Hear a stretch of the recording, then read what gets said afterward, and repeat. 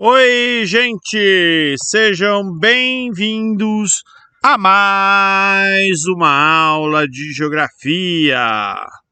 Hoje a gente vai falar sobre emprego e renda, né? Uma maneira meio que informal de continuar as aulas sobre demografia, né? Em específico, a gente vai falar um pouquinho, né, sobre a ocupação das pessoas, né, e sobre rendimentos. E aí vamos ver um pouquinho sobre tipos de trabalho, emprego, desemprego, né, tipos de desemprego, fuga de cérebros e vamos pensar um pouquinho na questão do salário mínimo. Vamos lá.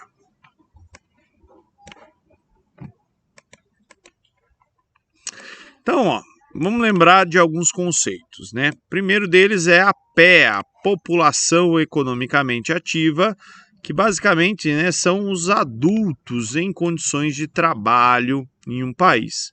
Então, de maneira geral, a população economicamente ativa do país aumentou ao longo do tempo, junto com o aumento aí da nossa população de adultos. Percebam também que o número é um pouquinho menor, né? Não chega tão perto, porque tem adultos, obviamente, que não trabalham. Aqui são alguns dados, né, sobre renda média aqui no Brasil, né? Mulheres ganham menos que homens na média, né? E quanto maior a qualificação, existe uma tendência do salário, né, da renda ser maior. Professor, mas por que aqui, ó, fundamental, completo ou equivalente tem aqui um valorzinho, né, um pouquinho maior do que, por exemplo, ensino médio equivalente? Por causa da idade. Esse grupo aqui é composto aí por pessoas que já estão no mercado há algum tempo, esse daqui por pessoas que estão chegando no mercado de trabalho, tá? Cargos gerenciais, né, a maioria ocupada por brancos, principalmente homens brancos, tá? Aqui também, né, utilização e subutilização da força de trabalho, depois vocês dão uma olhadinha, né, de maneira geral, né? Aqui uma comparação por raça, né, quando a gente vê aí a população negra ainda enfrenta, né, uma grande desigualdade em relação à população branca, né, resquício da forma, da maneira como a abolição da escravatura foi feita e, enfim, né, a gente precisa de muitas políticas de ação afirmativa para corrigir essa situação toda. E aí, né, trabalho. O que é trabalho? Trabalho é toda atividade que é realizada tendo como objetivo aí o sustento, o conforto, a segurança do indivíduo e da sua família. Então, um sujeito, um índio que saía para pescar, né? Ele estava fazendo um trabalho. E algumas situações até polêmicas, né? Tipo, um ladrão que sai para assaltar alguém. Teoricamente, ele está fazendo um trabalho se isso visar, né, o sustento, o conforto, segurança dele e da sua família. É óbvio, né, e vamos tomar alguns cuidados com isso, que eu não estou dizendo, né, que isso é uma profissão aceitável, né? O que eu estou dizendo é que se essa ação visar, né, sustento, conforto e segurança, a gente define como trabalho, né? Eu estou aqui gravando um videozinho com vocês, né, fazendo uma aula e de alguma forma, né, isso tem por objetivo sustento, conforto e segurança minha e da minha família. Então, isso também é trabalho de alguma forma. E aí existem vários tipos de trabalho, né? Então, tem o trabalho legal, que é aquele não que é bacana, né? Não é trabalhar no Google e poder tomar cerveja no lugar de trabalho, mas sim, né, aquilo que é permitido pela lei, né? E o trabalho ilegal é aquele que é proibido pela lei. Na verdade, se a gente for ver mesmo, né, a lei proíbe, né? Mas a lei não precisa permitir, né? Então, o que é permitido ou o que é trabalho legal é tudo aquilo que a lei não proíbe, né? Então, por exemplo, assassino, né? Como é crime matar alguém, né? Isso seria um trabalho ilegal, né? Proibido aí pela lei. trabalho de criança de 5 anos de idade, né? Também é um trabalho ilegal, já que a lei proíbe crianças de trabalharem, tá? Trabalho legal, então, por exemplo, meu trabalho de professor, né, é um trabalho que a lei não proíbe e, portanto, é permitido. Embora em algumas profissões existe uma controvérsia interessante, né? Por exemplo, a profissão de professor, né? Quem pode ser professor? Pensem nisso, depois a gente conversa numa outra aula, num outro momento. Trabalho formal, né? Trabalho formal é aquele que é permitido pela lei e é exercido dentro de regras estabelecidas, né? Então, por exemplo, o meu trabalho de professor nas escolas onde eu leciono, né, para eu poder exercê-lo, eu entreguei o meu diploma, mostrei ali que eu tenho os requisitos legais necessários para exercer a minha profissão. Então, esse é um trabalho formal, né, registrado em carteira, enfim, né? Agora, se por um acaso do destino eu fosse fazer um bico de flanelinha olhando os carros no centro de Salto, aqui que é a minha cidade, né?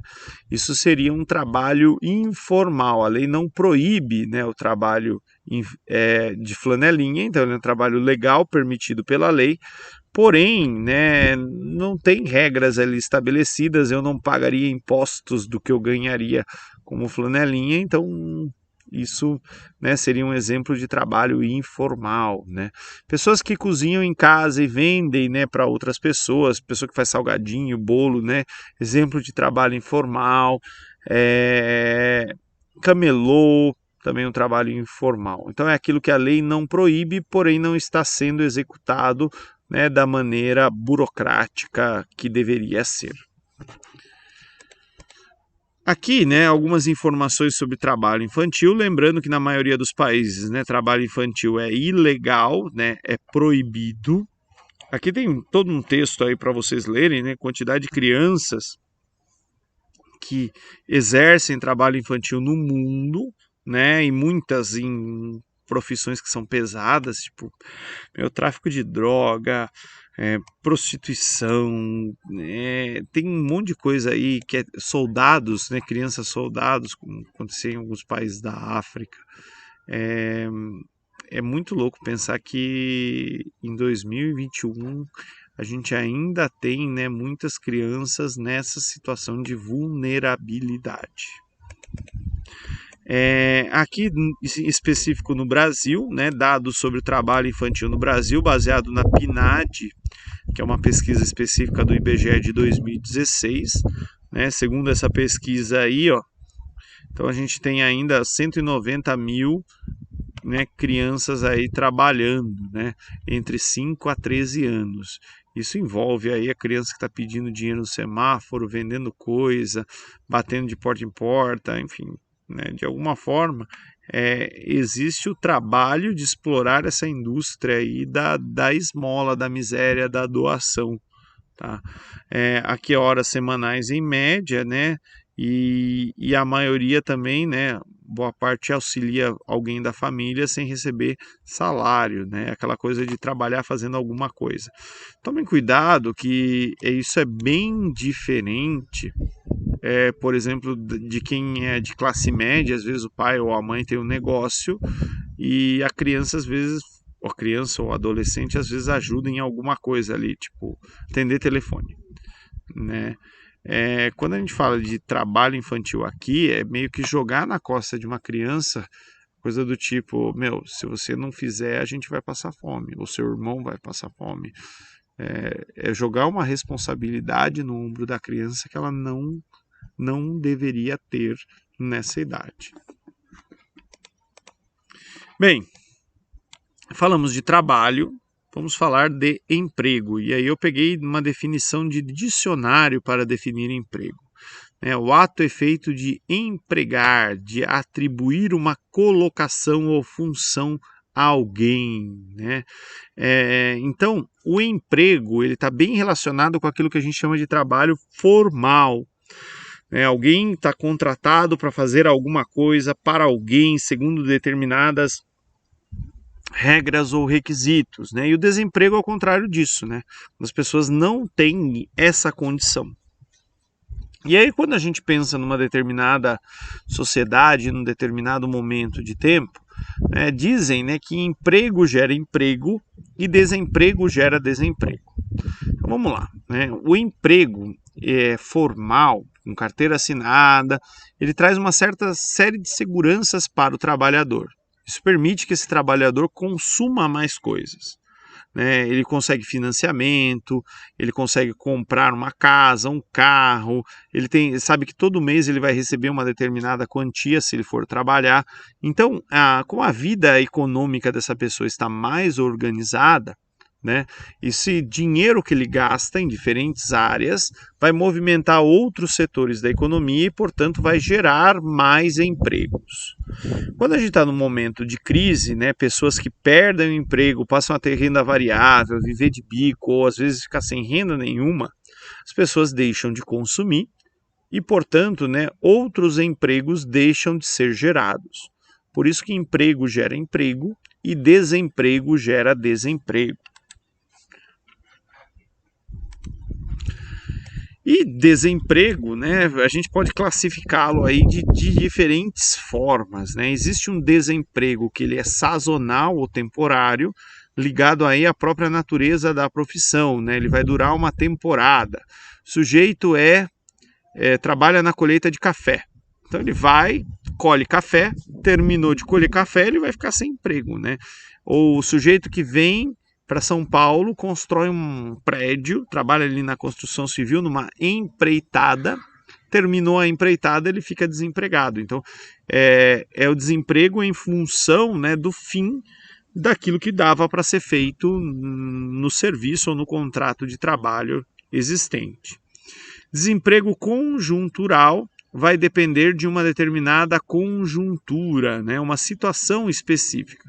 Então, por exemplo, né, uma crise econômica, pandemia do coronavírus, pessoas ficaram desempregadas. Né? Muitos restaurantes fecharam, ficaram sem clientes, demitiram os garçons. Desemprego conjuntural. Crise econômica, pessoas deixam de consumir, ficam desempregadas também. Um acidente natural, explodiu o vulcão em uma determinada cidade e as pessoas saíram correndo. Né? Desemprego conjuntural, em função daquela situação, as pessoas ficaram desempregadas. Desemprego estrutural ocorre quando tem uma mudança na estrutura econômica do lugar. Essa mudança na estrutura econômica pode estar relacionada ao nível de desenvolvimento. Então, por exemplo, imagina que numa determinada localidade, num determinado momento, né, existe muito emprego para uma mão de obra que só tem um ensino primário ali, tipo, sei lá, para ser cobrador de ônibus. Nem sei se cobrador de ônibus tem esse requisito. E aí vem uma tecnologia, por exemplo, que tira o emprego dos cobradores, né, uma catraca eletrônica, né? Ou vem outros tipos de emprego que aqueles trabalhadores com a qualificação primária não conseguiriam fazer, né? Então, esse seria o desemprego estrutural, né? Muda alguma coisa de maneira bem profunda e, em função dessa estrutura, as pessoas ficam desempregadas. Às vezes, o desemprego estrutural ele também está relacionado com o desemprego tecnológico, como no caso do cobrador, né? Mas, às vezes, é uma tecnologia que ela extingue uma profissão. Por exemplo, antigamente tinha telefonista.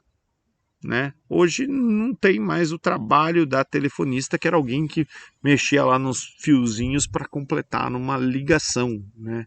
Telegrafista, quem vai mandar telégrafo hoje em dia? Então, essas profissões desapareceram porque tem outras formas mais modernas de fazer as coisas. Desemprego friccional provavelmente vai ser de vocês, meus alunos, né? Que é quando o trabalhador voluntariamente escolhe estar desempregado para trocar de emprego. Tipo, trabalhei um tempo fazendo isso, não é bem isso que eu quero da minha vida.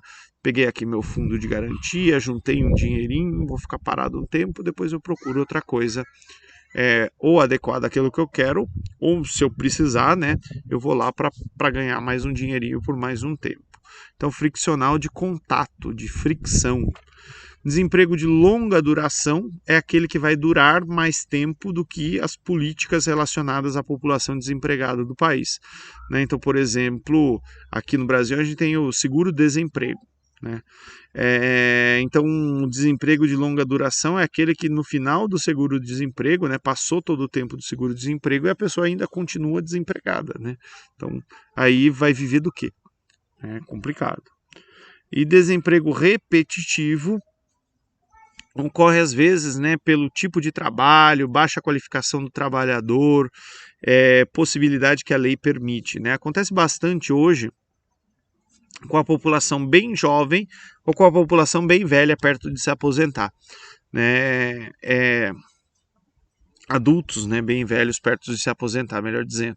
Então, às vezes, alguns tipos de trabalho, eles têm uma alta rotatividade de pessoas, até porque paga baixos salários, né? Então, tipo, contrata alguém para trabalhar, sei lá, ganhando um salário mínimo. Aí aparece alguém e oferece, tipo, um salário mínimo e 4 horas de folga. E o sujeito fala, não, eu vou para esse lugar, né? Então, essas profissões que pagam menos, às vezes tem essa rotação, né, de trabalhadores aí, né? E às vezes o próprio trabalhador, por entrar nesse tipo de profissão, ele vai ter uma rotação muito grande. Tipo, empregada doméstica, ganha um salário mínimo, uma casa, mas aí, tipo, vem alguma coisa, as pessoas não podem mais pagar o salário, é demitida, mas daí logo arruma emprego no outro lugar, mas também é demitida, depois arruma e fica nessa, né? Pedreiro, né? Tem uma obra, depois termina a obra, vai para outra, né? Então, às vezes tem uma relação com o sazonal também, tá bom? É isso. Não, é isso não. Tem slide pra caramba. Outras relações de emprego aí interessantes. Fuga de cérebros, né? Fuga de cérebros é um tipo específico de situação envolvendo trabalho. É quando mão de obra super, hiper, mega qualificada não encontra trabalho adequado ali para sua qualificação e com a remuneração que seria esperada, né, dessa sua qualificação. E aí esses cérebros, essas pessoas muito qualificadas, vão para outros países onde elas conseguem emprego. Muitas vezes são pessoas que fizeram mestrado, doutorado, estudaram em universidades públicas, no caso do Brasil, tiveram bolsas por agências públicas, mas que aqui no Brasil não encontram indústrias, empresas para trabalhar na sua área de qualificação. E aí eles vão prestar serviço, né, para empresas de outros países, e esses cérebros que poderiam ajudar a desenvolver o nosso país vão estar desenvolvendo aí coisas em outros lugares. Por fim, né, salário mínimo. Aqui eu peguei um gráfico, né, com a evolução do salário mínimo, ó, de 2010 a 2020, né, o salário mínimo em 10 anos dobrou, né, um pouquinho mais que dobrou, era 510, foi para 1.045. Agora o salário mínimo foi para 1.100, né? O salário mínimo está previsto lá na Constituição, no artigo 7º da Constituição Federal Brasileira, e no inciso ali 4, né? Então, são direitos dos trabalhadores urbanos e rurais, além de outros que visem a melhoria da sua condição social. Salário mínimo fixado em lei, nacionalmente unificado, que seja capaz de atender às suas necessidades vitais básicas e de sua família com moradia, alimentação, educação, saúde, lazer, vestuário, higiene, transporte e previdência social, com reajustes periódicos que lhe preservem o poder aquisitivo, sendo vedada sua vinculação para qualquer fim. E aí, né, vamos interpretar a lei e ver se de fato ela é cumprida, né? Então, salário mínimo fixado em lei, nacionalmente unificado. Então, todo ano o governo baixa uma lei. Essa lei define o valor do salário mínimo e vai valer para o país todo. Esse salário mínimo tem que ser capaz de atender às necessidades do trabalhador e da sua família. Não está aqui em nenhum momento que homem e mulher, por exemplo, tem que trabalhar, né? Ou todos os membros de uma família têm que trabalhar para atender às suas necessidades. E essas necessidades são moradia, alimentação, educação, saúde, lazer, vestuário, higiene, transporte, previdência social. façam a conta aí na família de vocês. Quanto vocês gastam de moradia, né?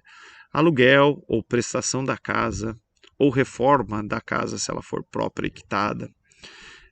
Água, luz, telefone, internet, gás, tudo isso entra nas despesas de moradia. Alimentação, né? Quanto a sua família gasta por mês de alimentação?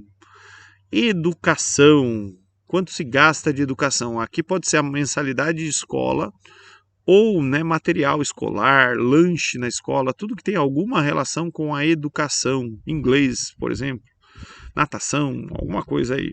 Saúde, né? O remedinho da farmácia, o plano de saúde, uma consulta particular do médico que teve que pagar no mês, quanto que isso custa para sua família em média mensalmente? Lazer, porque ninguém é de ferro, né? A Constituição garante aí algum tipo de lazer, né? Você tem que ganhar para poder ter um momento para relaxar. Vestuário, né? Roupa para você e para sua família. Higiene, né? Papel higiênico, shampoo, produtos de limpeza.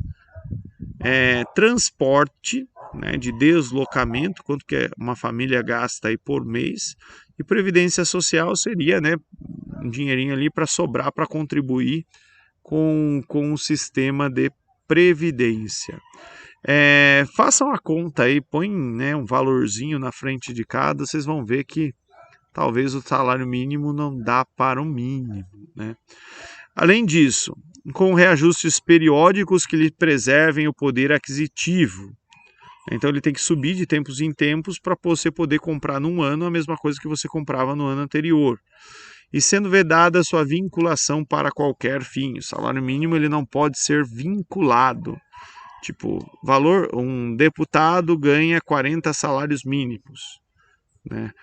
Daí talvez o deputado tivesse interesse em aumentar o salário mínimo para, sei lá, 40 mil reais, e aí ele ganharia 40 vezes esse valor, né? Então não pode vincular para ninguém o salário mínimo. Isso eu acho que é mais para beneficiar os políticos do que qualquer outra coisa. Bem, e aí, né, acho que vocês já perceberam os problemas disso tudo, né? O mínimo ele não paga o mínimo. Os reajustes do salário mínimo eles ocorrem uma vez por ano, né? Mas os preços, por exemplo, no supermercado podem subir todo dia. E muitas vezes, quando a gente pensa, né, nesse salário mínimo, pensa na questão tributária, né, os impostos sobre o consumo, né, que é a maioria dos impostos que a gente paga aqui no Brasil, eles vão afetar principalmente a população mais pobre do que a população que ganha mais. E aí tem alguns exercícios, né? O primeiro aqui da FUVEST é uma questão bem legal, eu já pus em prova, acho que uns 4 anos atrás, né? Tem um mapa que compara aqui trabalho análogo à escravidão, onde mais tem esse tipo de trabalho. Ele quer o seguinte, né? Trabalho no meio rural. Indique 2 elementos que caracterizam essa condição de trabalho. Trabalho análogo, trabalho parecido com o trabalho escravo. O trabalhador não recebe ou recebe menos que o salário mínimo, né?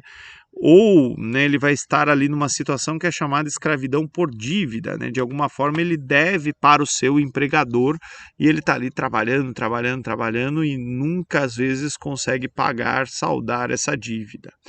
Identifique 3 regiões administrativas do país que têm maior concentração desse fenômeno. Importante saber as regiões, né? Região Norte, região Centro-Oeste e região Nordeste. Indique 2 atividades significativas onde trabalhadores submetidos a essa condição estão inseridas, né? Trabalho análogo à escravidão no meio rural. Então, garimpo, extrativismo, de maneira geral, extrativismo vegetal, extrativismo animal também, tá? E agricultura também. E descreva uma das formas de arregimentação de pessoas para essa condição de trabalho, né?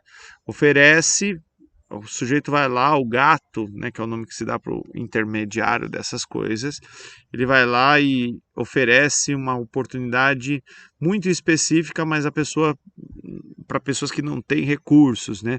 Essa pessoa já vai devendo a passagem, daí chega lá, começa a dever moradia, começa a dever alimentação, e quando se vê, essa pessoa está com uma dívida que ela nunca vai saldar. E aqui, o outro exercício que eu selecionei aqui, né, tem um gráfico mostrando, né, o total informal aí do número de ocupações, né, informais. Daí ele tem aqui, ó, assalariado sem carteira, né, percebam que aqui ele aumentou. Empregador sem contribuição, né, também aumentou. Trabalhadores por conta própria sem contribuição. A partir do gráfico, pode-se afirmar que no cenário brasileiro está acontecendo o quê? Né? Então, ó, aumento da informalidade total no ano de 2017 é reflexo da estagnação da economia. Eu acho que eu iria nessa, mas vamos dar uma olhada nas outras. Redução dos empregados sem contribuição no ano de 2014. Empregado sem contribuição reduziu aqui em 2014. É resultado do crescimento? Não, né? Houve um decréscimo. Redução de assalariados sem carteira no ano de 2017. Na verdade, aumentou, né, assalariados sem carteira. Aumento dos trabalhadores por conta própria no ano de 2017 tem como causa crescimento? Não, também. E redução dos assalariados sem carteira no ano de 2014 reflete aumento? Também não. É letra A. Tá? E é isso, gente. Muito obrigado pela atenção de todos. Tchau, tchau.